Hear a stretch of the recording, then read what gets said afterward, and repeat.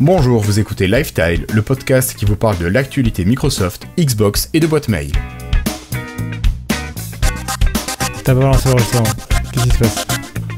J'ai pas lancé l'enregistrement vidéo. On est en pré-live sur le truc, on a pas lancé le live. Ben on a nos Audacity. Alors voilà, on va enregistrer, il n'y aura pas de vidéo. D'un côté... Petite image. C'est pas comme si j'avais ça. montré la manette pendant... Putain. La gaffe. Bienvenue à toutes et à tous, nous sommes aujourd'hui le jeudi 21 novembre 2019 et c'est l'épisode 167 de Lifestyle, jour de Beaujolais. Alors, vous pouvez nous écouter soit en audio en suivant le flux podcast.lifestyle.fr, le flux RSS bien sûr, ou nous retrouver en vidéo sur la chaîne YouTube, youtube.lifestyle.fr.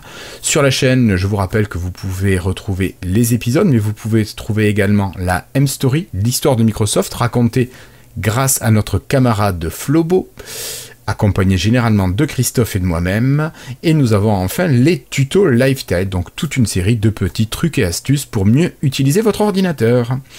Allez, sans plus attendre et sans transition, j'ai le plaisir d'accueillir une équipe large aujourd'hui, nous sommes 4 ce soir.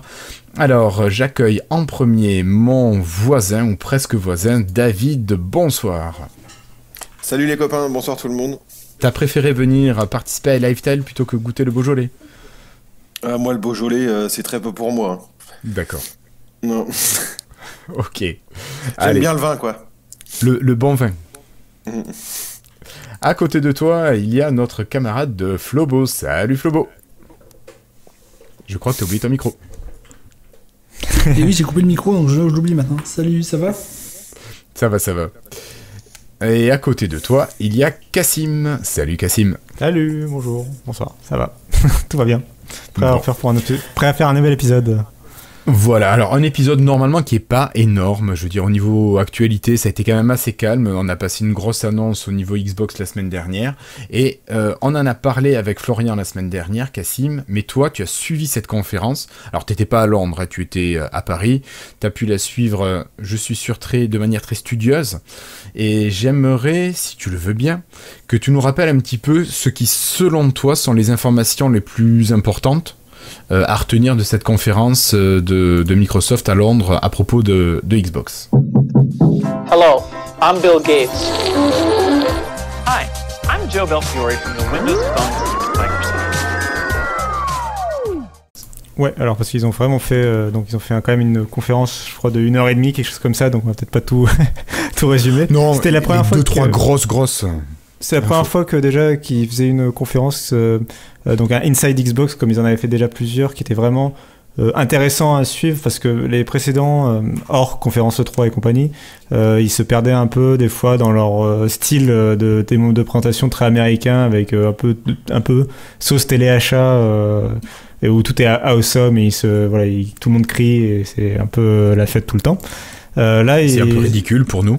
Ouais, c'est un peu ridicule, puis souvent c'est des temps assez longs et il n'y a pas beaucoup d'annonces, quoi. Là, au contraire, c'était rempli d'annonces.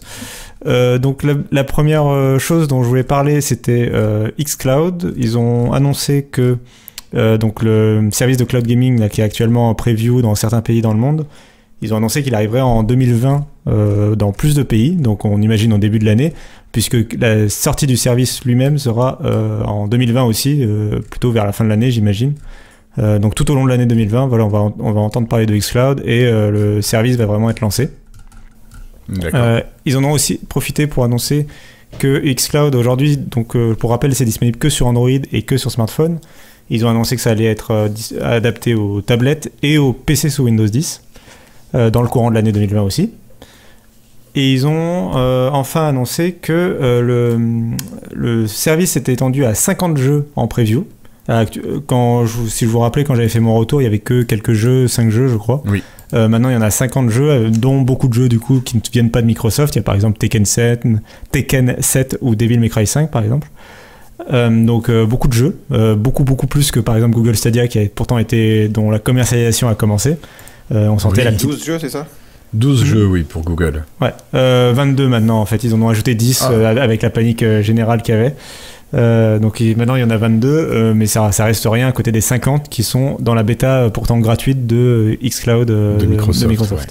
Et ils ont également annoncé la compatibilité avec plus de manettes. Donc aujourd'hui, c'est que la manette Xbox qui est compatible. À l'avenir, il y aura la manette DualShock 4 de Sony.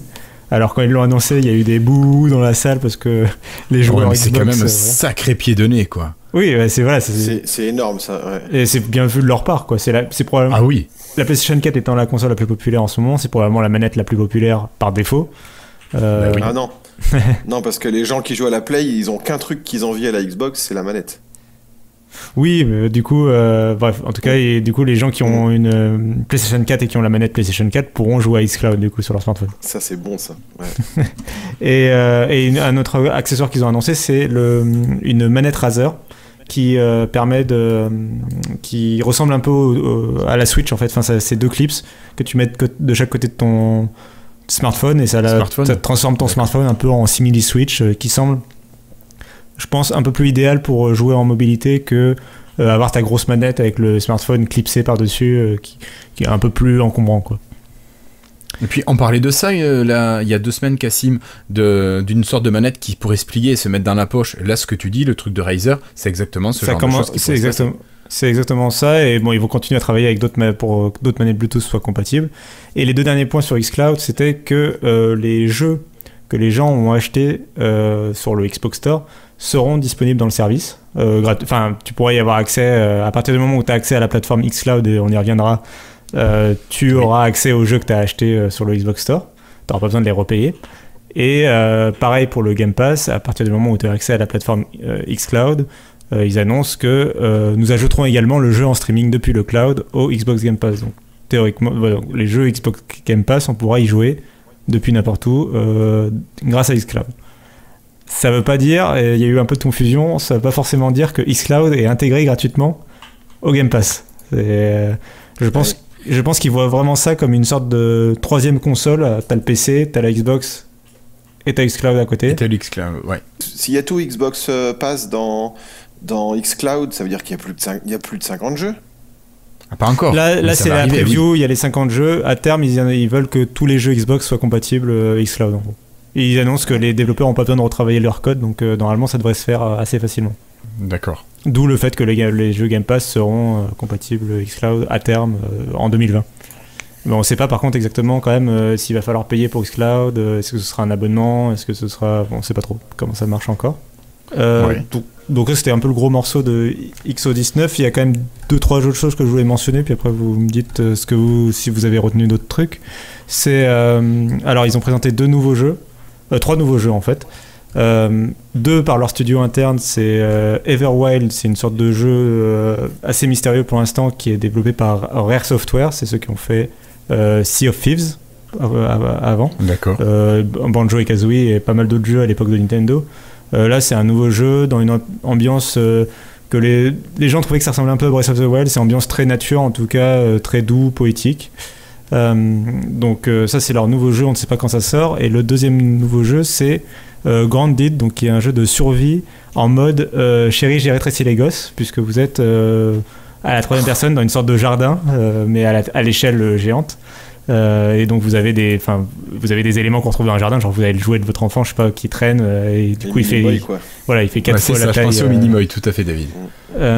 Et ça c'est développé par Obsidian, qui est le studio qui a fait il y a pas longtemps Outer World et qui a développé aussi Fallout New Vegas il fut un temps. Donc ils sont d'habitude plutôt dans le style RPG, là ils font un jeu de survie coopératif. Ils ont bien dit qu'ils avaient plusieurs équipes en interne au studio, donc il y aura aussi des RPG, vous inquiétez pas. Ça c'est leurs 2 jeux internes. Et le 3e c'est Dontnod qui développe, j'ai oublié le nom du jeu, désolé, mais ils développent Tell Me Why, voilà. Donc ils n'ont pas racheté Dontnod Xbox, hein, mais ils ont signé un contrat pour développer ce jeu et l'éditer exclusivement pour la Xbox et du coup et pour les PC, etc. Mais ce sera un jeu Xbox Windows, quoi. Et Dontnod, c'est les Français qui ont fait notamment Life is Strange, pour ceux qui connaissent. D'accord. Donc là ils font un jeu qui sortira à l'été 2020. Donc ça c'est les 3 jeux qu'ils ont annoncés en interne, et ces 3 jeux, donc Tell Me Why il sort à l'été 2020, Grounded, le chéri j'ai tracé les gosses, là il sort au printemps 2020. Donc ce qui était intéressant de mentionner, c'était qu'ils ils rajoutent du contenu pour 2020 avant la sortie de... On pourrait penser qu'ils allaient abandonner tout avant la sortie de leur prochaine Xbox. Et finalement, Mais non, ils continuent à assurer. Voilà, ils continuent d'assurer le line-up et ils ne continuent pas qu'avec ça. La dernière grosse annonce, c'est qu'ils ont mis le paquet sur Game Pass et qu'il y a quand même une 50aine de jeux qui arrivent d'ici la sortie de Scarlett, enfin dans le courant de l'année 2020, dont notamment, je vais en citer 3, il y a Witcher 3, Rage 2 qui sont intégrés au Game Pass. Et, ça y est, Rage, il y est là. Ouais, Rage 2 c'est dès maintenant, The Witcher c'est d'ici la fin de l'année, Witcher 3. Et ils ont mentionné l'arrivée de tous les Final Fantasy qui sont sortis un jour sur Xbox, donc du coup le remaster de Final Fantasy 7, mais pas le remake, et après le 8, le 9, le 10, le 12, le 13, le 14, pas le 14 encore, et le 15. Le 14 sortira plus tard, il sera pas dans le Game Pass, et du coup ouais, du 7 au 15. Et les jeux Yakuza aussi, qui sont très populaires au Japon et qui arrivent enfin sur Xbox. Et du coup, beaucoup de gros jeux quand même. Enfin, Final Fantasy, c'est pas rien quand même. Non, c'est quand même une sacrée référence. Et j'ai oublié de mentionner, il y a Kingdom Hearts 3 qui était déjà sorti sur Xbox One, mais c'était un peu con parce que les Kingdom Hearts 1 et 2 étaient jamais sortis sur Xbox. Là, ils ont corrigé ça, ils ont annoncé que la version HD de Kingdom Hearts 1 et Kingdom Hearts 2 arrivait sur Xbox et serait intégrée au Game Pass aussi. Donc c'est quand même des sacrées licences. Et Ça commence à... c'est tout ça en 2020 quoi. Et avant, et on parle même pas de Scarlett, et ils ont pas du tout annoncé leur grosse cartouche pour l'année, enfin pour la prochaine console quoi. Il y a encore, enfin on n'a pas vu le prochain Gears, on n'a pas vu, il y a Fable qui est en développement, on l'a pas vu, donc ils ont encore beaucoup de trucs. Il y a du lourd qui peut arriver. Et j'ai encore oublié de mentionner, il y avait beaucoup d'annonces, j'ai oublié de mentionner Age of Empires 4. Voilà, mais ça voilà, j'allais te dire, c'est notre annonce préférée avec Florian, c'est le seul truc qui nous a fait triper. Non, c'est pas vrai, la conférence avait l'air vachement sympa quand même. Mais c'est vrai qu'on est des vieux avec Florian et oui, c'est le seul truc que j'ai retenu en fait. J'ai l'impression d'avoir regardé que les grosses annonces et j'ai l'impression d'avoir passé quand même 8 minutes. C'est ça, c'est à peu près ça. Non mais vraiment, enfin voilà, il y avait plein d'annonces quoi. C'était super sympa pour les joueurs parce que tu te dis que vraiment le Game Pass maintenant ça serait bête de s'en priver. Pour quelqu'un qui joue beaucoup. Oui, je rappelle que l'astuce pour s'abonner 3 ans pas trop cher est toujours dispo d'ailleurs. Ça marche. Vous chercherez comment s'abonner 3 ans pas trop cher sur votre moteur de recherche préféré. Voilà. Et puis Cassim, on a une dernière petite chose à propos du jeu vidéo par rapport à la semaine dernière. C'est que tu as reçu, je crois, un joli joujou. Et, ouais. Donc tu voudrais peut-être nous parler et nous montrer quelques images pour ceux qui ont la vidéo YouTube. Je vais montrer la caméra, voilà. C'est la manette Elite série 2. Ah, mais franchement, comme ça, on n'a pas l'impression de voir une différence avec la normale. Elle est un peu plus épaisse, non ? C'est les gâchettes qui changent, non ? Alors, il y a pas mal de choses qui changent. Alors, j'avais pas la Elite 1, donc je ne vais pas pouvoir faire un comparo précis. Alors déjà, derrière, il y a plus de réglages possibles, des gâchettes, je crois. Je crois qu'avant, il y avait 2 réglages possibles, maintenant, il y en a 3. Et d'une manière générale, je voulais parler de la Elite en général, parce que voilà, j'ai pas testé la première, donc moi, je fais directement le passage de la manette de base à la manette Elite série 2. Donc c'est une manette qui coûte assez cher, elle coûte, je sais plus, 180 €, je crois. Je l'ai eu pour moins cher quand même, mais elle coûte assez cher. J'imagine qu'elle sera régulièrement en promo quand même. Il y aura peut-être moyen de l'avoir avec une petite ristourne. C'est une excellente manette. Il y a quelques bémols dessus, mais globalement, c'est une ultra bonne manette. Il y a des gens qui, je crois que pour la série 1, avaient eu des problèmes de durée de vie, notamment de la gomme qui... ici, en fait, on voit pas très bien à la caméra. Mais il y a une grippe qui permet de bien accrocher. Grippé, il y a un caoutchouc antidérapant. La série 1 apparemment ça partait assez vite. En fait, ça s'affaiblissait assez vite. Ici, toute la matière est faite comme ça et du coup, apparemment, c'est quand même beaucoup plus résistant. Bien sûr, il faudra attendre pour savoir s'ils ont réparé, mais a priori, ils ont pris les notes pour de savoir ce qui n'avait pas marché avec la première génération. Ils ont tout corrigé. Sur la 1, il y avait des problèmes de boutons aussi. Oui, notre camarade Franck a cassé plusieurs fois le même bouton. Et heureusement que le SAV était bon parce qu'ils lui ont changé la manette 2 fois. Après, je pense que je pense qu'ils savent. Je pense que tu achètes aussi le SAV comme d'hab dans le prix et qu'à mon avis, ils font gaffe. Je pense qu'ils savent que les gens qui ont dépensé de l'argent là-dedans, il faut pas trop les décevoir quoi. C'est ça. Après, du coup, c'est une manette donc elle est ultra haut de gamme. Il y a plein de finitions partout qui font que c'est ça fait qualité, tout du joystick, même les gâchettes sont un peu crantées et tout. Enfin bref, ça respire la qualité. Il y a une sacoche de transport qui est fournie avec des pièces ajustables. On peut enlever très facilement. Je vais le faire là, tiens. Attends, je vais me mettre, hop, là. Je vais me mettre là et je vais enlever le joystick. Hop. Il a tout cassé. Oh là là, c'est aimanté, c'est très facile à faire. Même moi j'y arrive, voilà. D'accord. C'est noob friendly. Le point important, c'est quand même qu'il y a une batterie. Noob friendly. Si moi j'y arrive, c'est que mécaniquement c'est facile, quoi. Je suis pas très habile de mes mains. Il y a une batterie intégrée dedans maintenant. Et ça, c'est donc, pour moi. Donc t'as pas besoin de l'acheter. Ouais, alors par contre, c'est un point négatif pour moi parce qu'elle est pas amovible. Elle est dans la manette et tu ne peux pas l'enlever. Alors, je rouspète sur le fait que Microsoft fournisse pas la batterie avec la manette. Par contre, j'aimerais bien qu'elle reste amovible quand même. Ils pourraient juste foutre la batterie dans le kit, quoi, c'est tout, quoi. Et on leur demande pas plus, en fait. Parce que du coup, fatalement, ça fait que la manette a une durée de vie fixe, quoi. Il y a un moment où il y a bien un jour où la batterie va crever. C'est ça. Ou sinon, tu seras obligé de jouer branché. Et je serai obligé de jouer branché. Magnifique transition vers le fait que, autre nouveauté, elle est USB Type C. Donc qui est une autre nouveauté. Et ça fait partie du package un peu qualité. Elle est quand même fournie avec un câble de, je crois, 2,7 m qui est tressé. Câble USB Type C, USB-A, donc quand même quali. Et elle est aussi fournie avec ceci, qui est un socle de recharge, donc qui se branche en USB Type C. Vous pouvez brancher directement la manette si vous voulez, ou pas vous trimballer le machin. Mais par exemple, chez vous pouvez brancher le socle de recharge. Et je vais peut-être pas y arriver là, mais en gros, ça se branche très facilement. C'est aimanté. C'est une sorte de recharge. Alors, c'est pas sans fil parce qu'il y a des petits picots, mais. Ouais, il y a des connecteurs, ouais. Mais, si tu branches directement sur la manette, ça la charge ou pas? Ouais, oui, c'est ce que disait Cassim. Ouais, tu peux brancher le câble directement, ça charge. Mais c'est. Mais à quoi il sert le socle? Il sert à ce que. Quand t'es chez toi, c'est plus sympa, je pense. Quand t'es chez toi, tu laisses le socle, tu poses la manette dessus, ça se charge tout seul, t'as pas besoin de brancher la manette, quoi. Ah oui, d'accord. D'accord, ok. Oui. C'est une alternative, c'est un peu comme la charge sans fil sur les smartphones, quoi. Voilà, il y a des petits trucs à l'arrière, des petites pédales à l'arrière en plus que par rapport à la manette classique.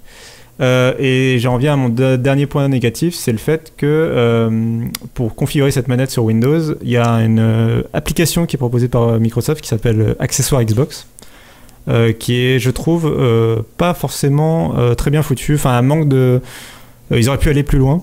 C'est-à-dire que d'une part, elle te propose plein de réglages, donc ça c'est très cool, mais en fait elle t'explique pas les réglages. Elle te les montre juste, mais elle te les explique pas. Elle te montre quand même vachement, mais c'est juste que moi je suis pas forcément très intelligent et qu'il faut m'expliquer mieux quand même les réglages. Genre la sensibilité du joystick ou des trucs comme ça, tu peux les régler avec des petits réglages à la souris, quoi, que tu fais. Et il t'explique, des curseurs à ajuster. Des curseurs à ajuster, il te montre une petite courbe qui augmente ou qui diminue, voilà, selon ton réglage. Mais j'ai pas compris la différence que ça faisait exactement, la détection, j'ai pas senti de différence, donc j'ai pas compris comment je devais configurer la chose. Ils me disaient pas, par exemple, tu sais, par exemple dans les logiciels, quand tu configures ton micro, ils te disent regardez si vous êtes détecté ou pas, ou ils te mettent des indicateurs. T'as des jauges, des intervalles, ouais. Voilà, et ils t'expliquent où il faut que tu sois en fait. Là, ils m'ont pas trop dit. Et t'es censé pouvoir configurer les boutons comme tu veux. Par exemple, je veux que la pédale arrière fasse un bouton prédéfini. J'ai trouvé que ça manquait d'options sur PC, c'est-à-dire que tu peux juste lui dire, tu peux juste lui assigner un bouton classique de la manette. C'est-à-dire que tu peux juste lui mettre, je veux que cette pédale fasse X ou cette pédale fait joystick vers le haut. Mais tu ne peux pas lui dire, quand j'appuie sur cette pédale, appuie sur la touche I en fait.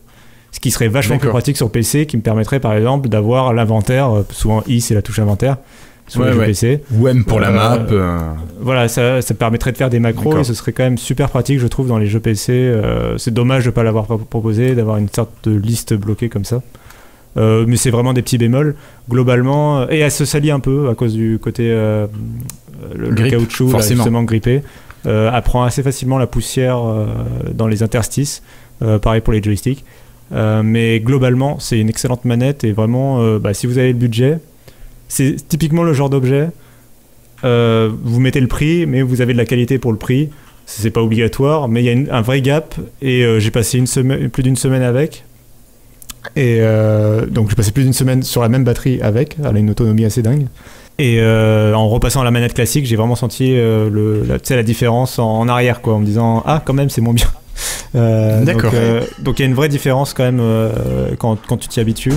Et donc c'est un produit que je recommanderais évidemment. Il reste cher, mais c'est un produit que je recommanderais. Et je pense que ça fait un très beau cadeau.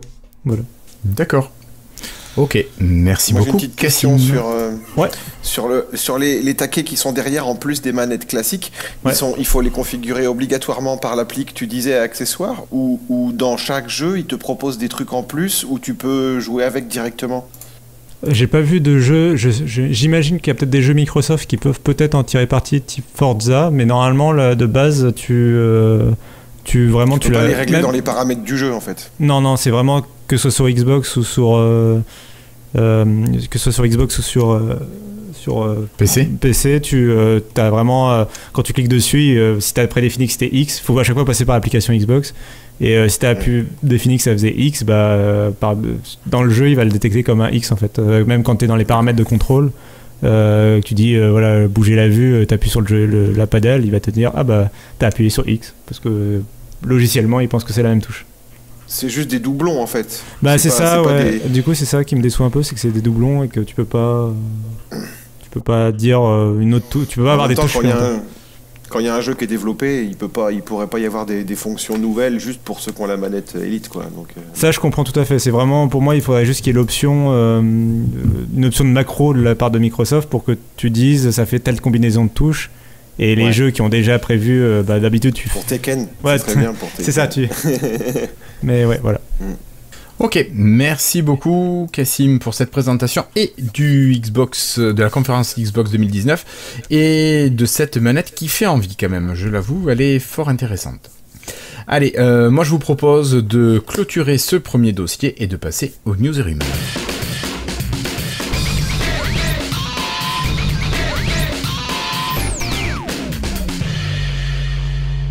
Alors pour commencer, on va parler un petit peu de Windows. Florian, je crois qu'on va te retrouver plus actif cette fois-ci.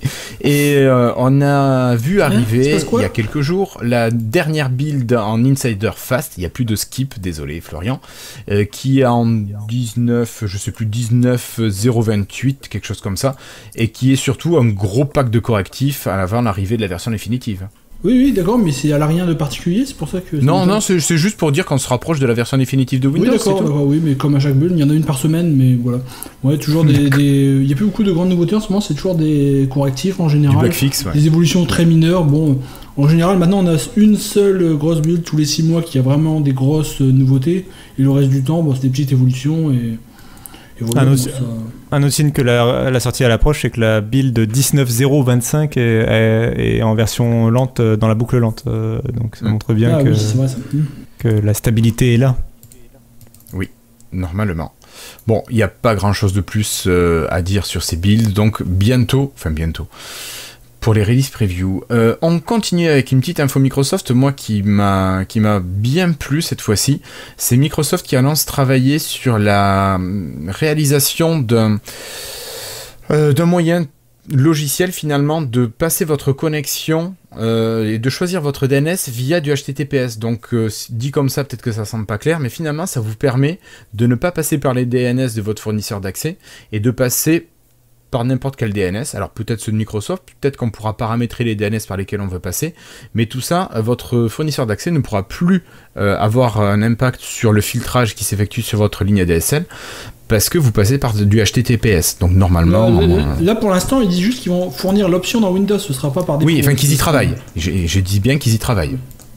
Ce sera une possibilité. C'est-à-dire que pour l'instant, si on met des DNS dans Windows qui sont compatibles HTTPS, par défaut, ça va pas les utiliser parce que Windows va prendre les DNS classiques, donc c'est où la recherche de l'adresse du site est cherchée en clair.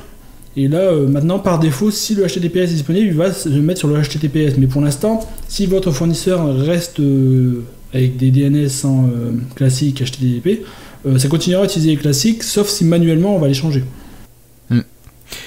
Bon, mais ça c'est quand même... Alors Microsoft annonce travailler là-dessus pour préserver... on va dire, comment ils disent ça à la fin de l'article, pas la liberté d'expression, mais ce genre de truc, je pense qu'ils essaient de se montrer un peu plus prévenants vis-à-vis de la vie privée des gens par rapport à quelques accusations dont ils ont été victimes aux États-Unis, il me semble. Voilà. Cassim, tu veux réagir là-dessus ou on passe à la news suivante ? Non, c'est juste que c'est une bonne fonction effectivement pour ceux qui sont soucieux de leur vie privée. C'est quelque chose qui est de plus en plus populaire, le DNS over HTTPS. Et donc c'est très bien que ce soit natif dans Windows 10 et que ce soit assez rapide à être implémenté. Voilà. Merci Cassim. Et on continue cette fois-ci avec la news Flobo, la news qui a failli te faire passer sur CNN, Florian. Allez, parle-nous-en. Hier matin, lorsque j'ai ouvert mon compte Outlook.com comme tous les matins, j'ai eu un petit pop-up qui est apparu qui m'a dit « Est-ce que vous voulez connecter votre Outlook.com à Gmail pour tout avoir directement au même endroit ?» Et donc j'ai cliqué sur ce petit bouton « Oui ». Et là il m'a proposé de me connecter avec un compte Google. Alors j'ai mis mon compte Google professionnel, celui que j'utilise là où je travaille au boulot. Et immédiatement ce que ça a fait, c'est que ça a créé une deuxième boîte de réception complètement séparée dans mon Outlook.com où ça a ajouté mon compte Google. Et donc ça n'a pas ajouté le compte Google dans la même boîte de réception comme c'était déjà possible de faire avant en IMAP. Ça a vraiment créé une seconde boîte de réception un peu de la même façon que ça fonctionne actuellement sur l'application Android Outlook où on a vraiment sur la gauche un choix entre un compte ou un autre. Comme sur Courrier quoi, sur l'application Courrier de Windows 10 aussi. Oui, mais l'interface ressemble vraiment à celle du mobile Outlook. C'est pour ça que j'ai dit ça avec les petits ronds et les comptes en le choix. Et donc... Et donc ce n'est pas simplement du IMAP, ça va vraiment se connecter au compte Google et ça intègre le compte Google et toutes ses fonctionnalités dans Outlook avec son interface. C'est-à-dire que immédiatement après l'intégration de mon compte Google Pro, je clique sur brouillon, j'ai retrouvé tous mes brouillons qui étaient déjà en cours d'écriture sur mon Gmail Pro. Donc c'est pas de l'IMAP, c'est vraiment de la synchronisation à 100% de tout. Par exemple, là où je travaille, donc, ils utilisent Google Suite pour à peu près tout, Google Cloud. C'est-à-dire que toutes les salles dans les bâtiments sont connectées avec des écrans Google Meet, des petites tablettes Google Hangout pour créer des rendez-vous, des meetings. Si on veut, sur Google Calendar, on peut choisir une salle, on peut créer une réunion, on voit s'il y a des prises, on la prend un certain temps. Tout ça est directement disponible maintenant dans mon Outlook via Outlook Calendar qui va se connecter à Google. C'est-à-dire que lorsque je vais dans mon compte Google sur Outlook, je crée une réunion. Je vois toutes les salles disponibles qui sont libres via Google Meet d'endroits où je travaille. C'est quand même assez puissant, c'est une intégration super profonde, c'est pas juste de l'IMAP. Ça permet de faire quasiment tout ce que le compte Google peut faire, mais via Outlook et avec son interface. De même façon, avec Google Suite, on a tous des drives personnels et des drives d'équipe partagés. Lorsque je crée un nouveau mail Google via Outlook, là où normalement j'ai attaché un fichier avec OneDrive, maintenant j'ai attaché un fichier avec Google Drive, et avec la même interface, je peux accéder à mon drive d'équipe, mon drive personnel. Tout est accessible de la même façon que comme si j'étais sur mon Gmail. Donc, en gros... Ce que ça permet de faire, ça permet d'utiliser les services Google avec l'interface Outlook. Et vraiment utiliser les services Google de façon complète. C'est-à-dire donc Google Mail, Gmail, Google Calendar et Google Drive. Donc avec toutes les fonctionnalités de Google Suite qui vont derrière. La seule chose qui n'est pas intégrée, c'est les tâches. Je ne sais plus comment il s'appelle le truc de tâches de Google. Il a un nom, je ne sais plus. Ouais. Je sais pas si on le connaît. Non, moi non plus, mais voilà. Mais alors ça, c'est une prouesse de Microsoft qui a réussi à intégrer ça, ou ça sous-entend qu'il y a eu un accord entre Microsoft et Google ? C'est une grande question. Honnêtement, je ne sais pas. C'est beaucoup plus intégré que l'application mobile, je trouve. Par exemple, l'application mobile, régulièrement, j'ai des bugs lorsque j'essaie d'accepter les invitations. On me dit l'événement n'existe pas, des choses comme ça. Je sais pas, honnêtement. Il y a des gens qui pensent que c'est lié à ce rapprochement qu'on a avec Google en ce moment, avec également le Surface... c'est le Duo qui est sur Android ? Le Duo. Le Surface Duo, donc, qui va utiliser Android, et donc Google va travailler avec Microsoft pour faire une version customisée. Peut-être, après, à voir. On travaille aussi sur Chromium ensemble. Oui. Avec Edge, avec le nouveau Edge, donc il y a un vrai rapprochement entre les deux. D'ailleurs, je me demande si la prochaine Xbox, il y aura un rapprochement avec YouTube, du coup, ce sera intéressant à regarder. Mais du coup, il y a un vrai rapprochement, j'ai l'impression, entre Google et Microsoft, et ça semble en être un nouveau signe. Ça se trouve, on pourra accéder à Stadia par la Xbox.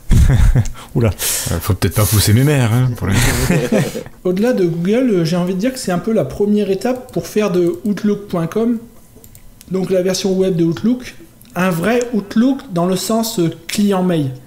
Parce que, bon, ça fait 20 ans qu'on a la dualité de Outlook, c'est à la fois un service mail et un client mail, et on sait pas trop ce que c'est, et le nom est pas clair. Mais Outlook.com, jusqu'ici, pour l'instant, c'était un service mail, c'est-à-dire que ça permettait d'utiliser le service qui était, bon, pour les particuliers autrefois appelé les Hotmail, pour les pros autrefois Exchange, je sais plus quoi. Bref. Mais ça ne permettait pas d'utiliser d'autres comptes. On ne pouvait pas ajouter son compte Yahoo, son compte Google sur Outlook.com. C'était vraiment un accès seulement au service mail de Microsoft. Tandis que les applications Outlook, que ce soit Outlook Express ou Outlook Bureau, ouais. Bureau, Outlook Android, Outlook Express, iOS, eux ont toujours permis de se connecter à tous les comptes qu'on voulait. Son compte personnel, son compte Orange, son compte Yahoo, son compte Gmail. Et ça faisait une sorte de différence entre Outlook l'application et Outlook le service. Et donc, à travers ça, Microsoft, pour la première fois, propose d'utiliser des emails non Microsoft dans la version web d'Outlook. Donc, on peut voir ça peut-être comme la première étape avec laquelle ils vont faire de ce nouveau Outlook.com vraiment un service mail en ligne. Tu pourras te connecter à ton compte mail Microsoft, mais aussi ton compte mail Google. Pourquoi pas un jour ton compte mail Yahoo? Pourquoi pas ton compte mail Orange?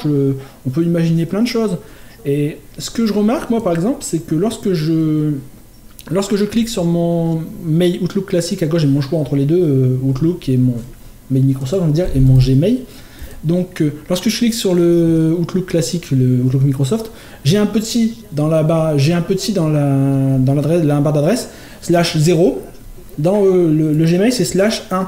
Alors pourquoi j'ai l'impression que vraiment ils ont deux comptes complètement séparés qui sont connectés maintenant à mon compte mail. Et donc on peut imaginer un jour qu'ils pourront en avoir plus, puisque ça a l'air des boîtes de réception complètement séparées. Donc bon, on pourrait imaginer qu'ils peuvent en ajouter autant qu'ils veulent. Surtout que j'imagine qu'une fois qu'ils ont intégré Gmail de façon aussi complète, intégrer Orange ou Yahoo, ça doit être beaucoup plus simple que ça. Enfin, oui, je pense. Il y a des chances. Et je pense que ça va aussi dans le sens de la disparition de l'app courrier UWP de Windows 10.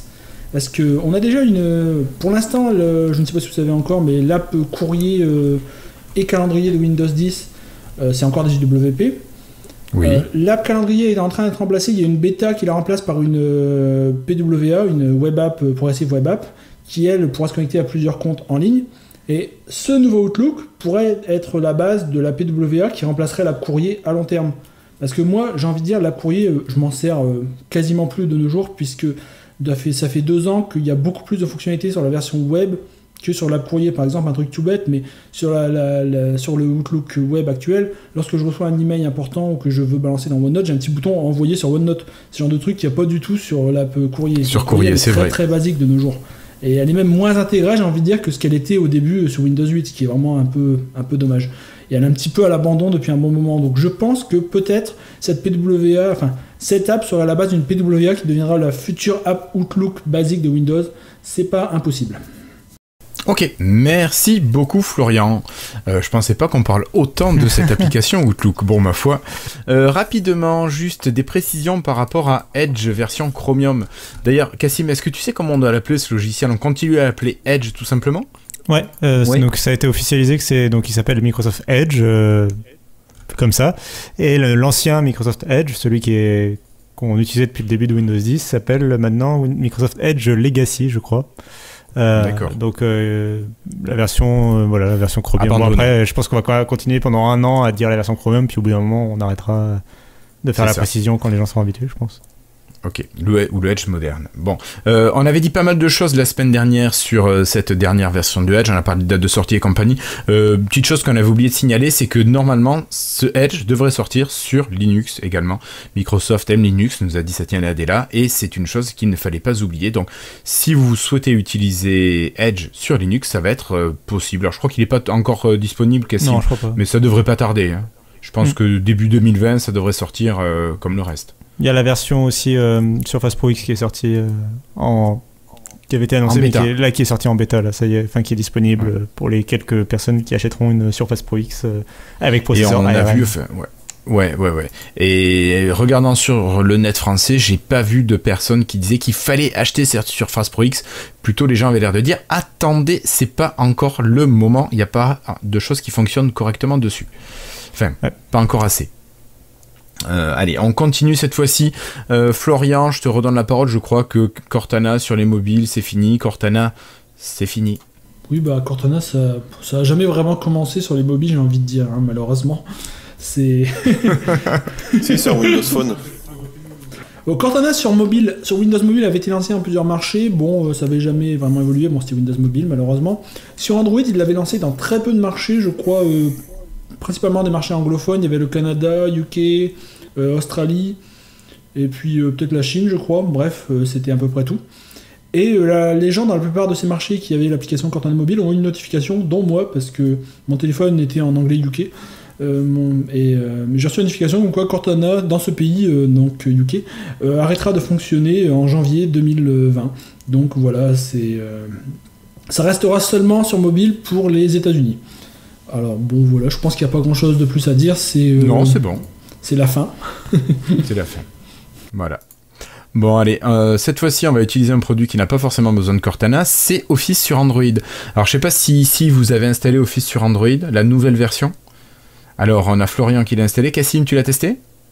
Oui, je l'ai rapidement testé, mais après, je n'utilise pas beaucoup les applications Office sur mobile.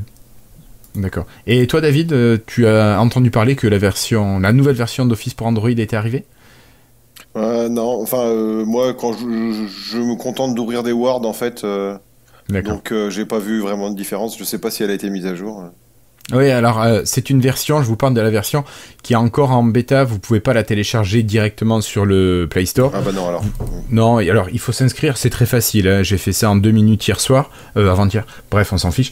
Vous allez sur la Tech Community Microsoft, vous vous inscrivez au programme, ça vous ouvre les portes de l'accès à la bêta, vous avez un lien pour télécharger l'application et hop c'est réglé. Je vous mettrai ça dans le billet de l'émission, donc n'hésitez pas à aller voir le lien sur le site de lifetime.fr. Moi j'ai été directement sur le Play Store et ça fonctionnait.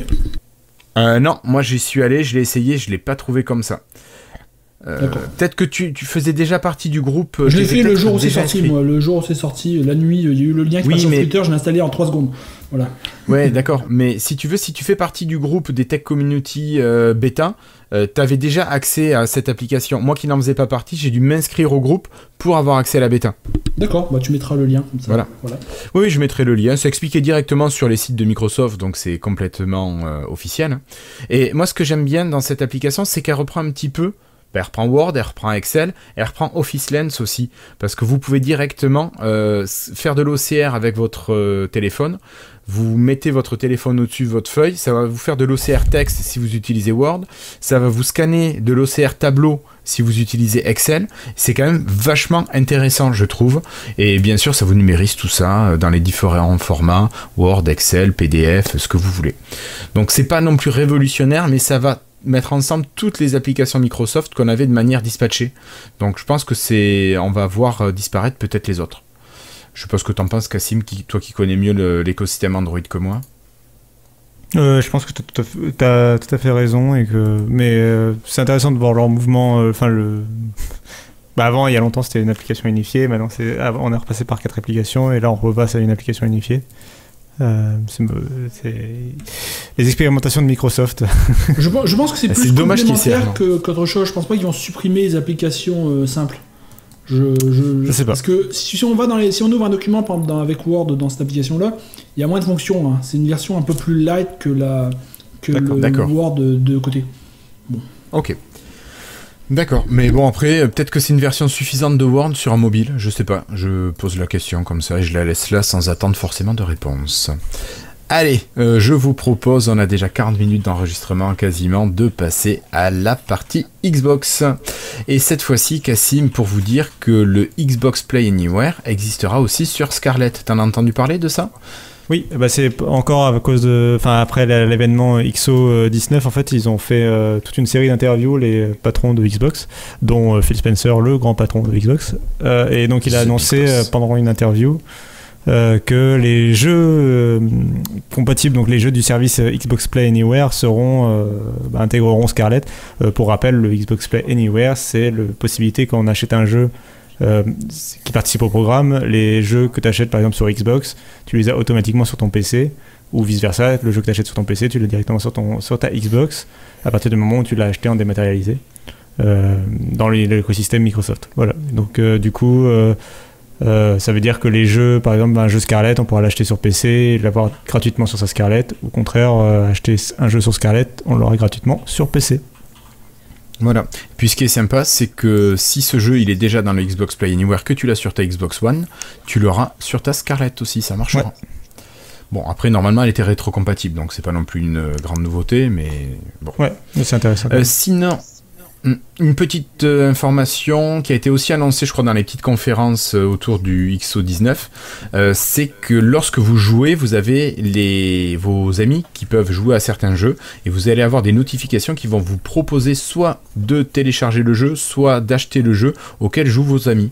Donc bon, je sais pas ce que vous en pensez, moi je suis assez partagé, parce que je me dis, on est capable de communiquer entre nous, de se dire, tiens, je vais jouer à tel jeu, il est super ou il est pas bon. J'ai peut-être pas envie qu'on vienne me dire, coucou, machin, joue à tel jeu, est-ce que tu veux l'acheter? Tiens, je te mets le lien. Je sais pas si je vais pas trouver ça un petit peu intrusif au final. Ça fait un peu Amazon, ouais, ça fait un peu Amazon comme esprit. Ouais. Mais j'ai pas bien compris quand t'as dit, parce que t'as dit soit le télécharger, soit l'acheter, mais en fait si tu veux y jouer, faut l'acheter pour le télécharger. Non mais si tu l'as déjà acheté. Voilà, si tu l'as déjà acheté, ils vont te proposer d'y jouer. Pour y rejouer alors que tu l'as désinstallé. Voilà, si tu l'as désinstallé, il va te proposer de le retélécharger, etc. Tu vois le principe. D'accord. Voilà. Bon, c'est pas une grosse information. Oui, mais... je pense que ça permet de retrouver. Je pense quand même qu'ils vont pas trop te le mettre dans la figure et que ça permet plutôt de retrouver facilement un jeu auquel un de tes amis joue, sans devoir aller quitter la zone amis, aller dans le Xbox Store, chercher à la main par mots-clés le nom du jeu en essayant de te rappeler de l'orthographe. Là, tu as directement un clic. Si tu l'as déjà, tu peux l'installer. Sinon, tu peux l'acheter. Au moins, c'est efficace. En plus, avec le Game Pass, si jamais ton ami joue à un jeu du Game Pass et que tu es abonné, hop, ça va télécharger rapidement. Donc, c'est pas mal, quoi. Rapidement, dans les interviews, je voulais juste mentionner le fait qu'ils ont annoncé, sous-entendu qu'ils allaient encore racheter des studios. Notamment, ils ont les yeux tournés vers l'Asie parce qu'ils ont toujours aucun jeu. Ils ont plein de jeux, ils ont plein de studios américains, ils ont plein de studios britanniques et européens, mais ils n'ont aucun studio asiatique, et en particulier de studio japonais. Et on sait que le Japon c'est important pour le jeu vidéo. Donc ils ont leurs yeux rivés vers l'Asie. Ça ne veut pas dire qu'il y aura un studio japonais, ça pourrait être un studio coréen parce qu'ils ont pas mal de partenariats avec la Corée du Sud. Donc voilà, à voir. Ok, merci Cassim. Pour continuer rapidement, une petite information Xbox dont tu nous avais parlé il y a 2 semaines, Cassim, c'est le Xbox All Access qui a été lancé officiellement aux États-Unis. Vous pouvez acheter en location votre console et vos abonnements au jeu. Ça va de 22€, je crois, la version de base avec une Xbox One S 1 Tera, avec... J'ai peur de dire une bêtise, mais je crois qu'il y a au moins... Je crois qu'il y a le Game Pass Ultimate, il me semble. Ouais, c'est ça. Et ça va à 31-32$ par mois pour avoir une Xbox One X. Et je trouve que ça fait pas spécialement cher, et toujours avec cet abonnement. Donc je trouve ça vachement intéressant comme formule. Parce qu'à la fin, comme tu disais, Cassim, alors c'est 2 ans d'engagement, mais à la fin, tu gardes la console si tu veux la garder. Bah, malheureusement, c'est pas disponible en France.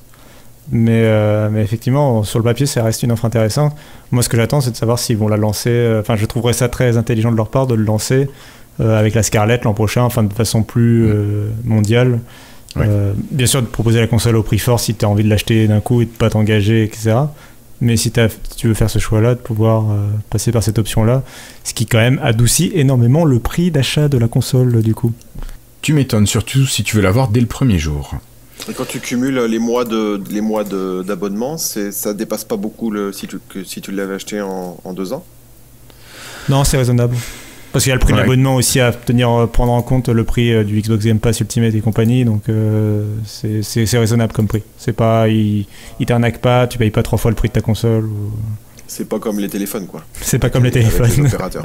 C'est exactement pas comme les téléphones. C'est pas SFR. Ok. Bon, allez, on va terminer cette fois-ci avec une dernière information. Alors, qui n'est pas forcément une grosse information pour beaucoup de gens, mais qui finalement marque la fin d'une époque, encore une pierre vers la disparition. On va parler de Windows 10 Mobile avec... eh oui, Cassim. Au 31 décembre... Ouais. Au 31 décembre, l'application WhatsApp va disparaître de Windows 10 Mobile, donc vous ne pourrez plus utiliser WhatsApp. C'était une des dernières grosses applications qui existait encore sur Windows 10 Mobile, qui fonctionnait. Voilà, c'est la fin, c'est un pas de plus vers la fin. Alors Florian... On pourra envoyer les messages de bonne année ou pas ? Bah écoute, tu pourras peut-être les envoyer si tu les envoies assez tôt. Tu les envoies à 20 minuit s'il te plaît. Il y a une mise à jour, hein. Il y a l'avant-dernière. Mois prochain, c'est la dernière, la mise à jour cumulative de Oui. Donc de novembre est disponible. Il y en a encore une derrière. Il faut partir, monsieur. Il est temps de partir, monsieur. Ça ferme là. Il faut partir. Excusez-moi, je suis d'accord avec Florian. Non, mais c'est un bout d'histoire quand même qu'on a encore. Et bon. Allez, ben je crois qu'on a fait le tour de cette semaine d'actualité. En tout cas, je vous remercie. Puis je suis bien content que nous fûmes 4 ce soir. C'était bien sympa de te retrouver, David. Et puis tu as pu rester jusqu'au bout avec une connexion qui restait quand même relativement correcte. Ben, je suis en mode modem. D'accord. Bon, mais qu'est-ce que je vous dis ? Je vous dis rendez-vous la semaine prochaine pour l'épisode 168 de Lifetile. En attendant, n'hésitez pas à nous faire vos retours sur le site lifetile.fr. Vous allez sur l'épisode 167 pour nous laisser vos messages. Ou sinon, si vous nous regardez en vidéo, je vais dire en audio, non ça marche pas, vous pouvez laisser les commentaires sur la page YouTube de l'épisode 167. Normalement, Florian devra enregistrer très bientôt le 9e épisode de la M-Story, il me semble. Donc, surveillez bien votre chaîne YouTube. Mais oui, nous ne sommes qu'en 1990. C'est le futur, alors il est rendu au futur, là, 2030, 2040 ? Mais non, on n'a pas encore dépassé l'an 2000. Oh là là là là là là là là. Voilà. Et puis si, tiens d'ailleurs, j'avais une information à partager. J'ai découvert un petit podcast sur la chaîne Frandroid qui s'appelle... Comment ça s'appelle déjà T'es qui Ah, voilà, ouais, t'es qui Non, ça me dit rien. Je sais plus qui. Donc Cassim... Il y a un nouvel animateur qui cartonne apparemment. Ouais. Donc Cassim qui présente le podcast Frandroid sur l'actualité. Donc tu parles beaucoup Microsoft, bizarrement ça m'étonne sur Frandroid. Et on sent que tu défends ça bec et ongle. T'es très siglé Microsoft quand même chez Frandroid. Non, pas du tout. Non, mais écoute, alors que pour nous, t'es le référent Android. C'est marrant. En vrai, on parle un peu de tout maintenant et notamment dans le podcast, on a vraiment des sujets différents. On a une conversation de 20 minutes autour d'un sujet très très précis. D'une chronique quoi, en gros, il y a quelqu'un un de nos rédacteurs qui lance une chronique et on y réagit en débat pendant une vingtaine de minutes et j'arrive à me tenir plus facilement. J'ai l'œil sur le chrono et je me tais et j'arrive bien à me tenir au chrono par rapport à Lifetile. Je parle moins. Ouais, mais c'est pas grave, chez Lifetile, avant on faisait du 2h30, 3h, alors maintenant on est moins d'une heure, donc allez, pas de problème. Bon allez, donc retrouvez Cassim sur Teki, sur Frandroid. Salut Teki. Salut Teki, merci, c'est le nom en entier. Et puis nous, on vous retrouve sur les réseaux, n'hésitez pas à nous contacter, @Lifetile Podcast sur Twitter, et puis c'est le principal, je pense, pour nous contacter. Allez, salut, merci à vous 3 d'avoir été présents ce soir, et on se retrouve la semaine prochaine pour le 168. Salut. Ciao. Ciao, faites.